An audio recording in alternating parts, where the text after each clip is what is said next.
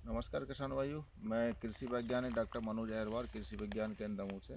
हमारे साथ में कीट शास्त्री हैं डॉक्टर द्वारका जी, फिजियोलॉजिस्ट हैं डॉक्टर ओमपाल जी। आज हम लोग एक खेत में देखने आए हैं ग्वारी में। यहाँ पे हम लोग देख रहे हैं कि आंवला का बगीचा लगा हुआ है जो कि 10-15 साल के लगभग पुराना हुआ है।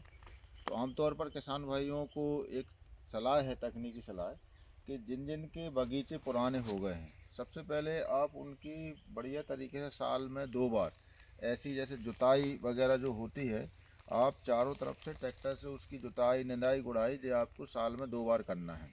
और साथ साथ में साल में 2 बार आपको तने से लेकर 3-4 फीट की ऊंचाई तक एक बोडो पेस्ट बनता है, या ब्लाइटेक्स के नाम से भी एक मार्केट में आता है।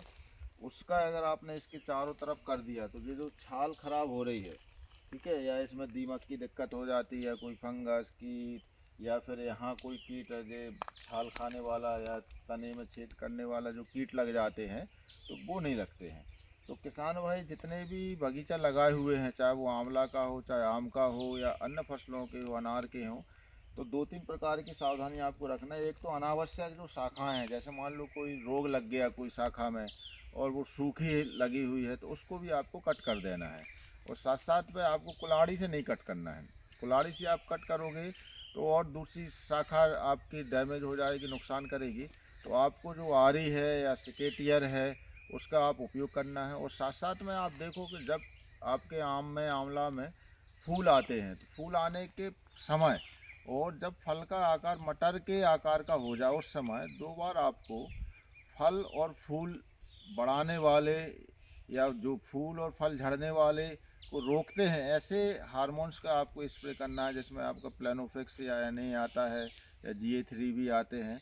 तो अगर आप ऐसे हार्मोन्स का उपयोग करोगे, साथ साथ में पोषक तत्व प्रबंधन करोगे, साथ साथ में रोग और कीट का जो प्रबंधन है वो आप करोगे, तो आपके जो फलदार बगीचा है, जैसे यहीं हम देख रहे हैं कि कम से कम 3-4 एकड़ में आंवला लगा हुआ है, इसका अगर हम बड़े अच्छे तरीके से मैनेजमेंट करेंगे तो हमको यही आंवला जो है एक साल में कम से कम 2 से 3-4 लाख 5 लाख रुपए देगा। तो सभी किसान भाइयों से निवेदन है कि कोई भी रोग कीट बीमारी या नई तकनीक की जानकारी के लिए आप कृषि विज्ञान केंद्र दमोह संपर्क जरूर करें। धन्यवाद।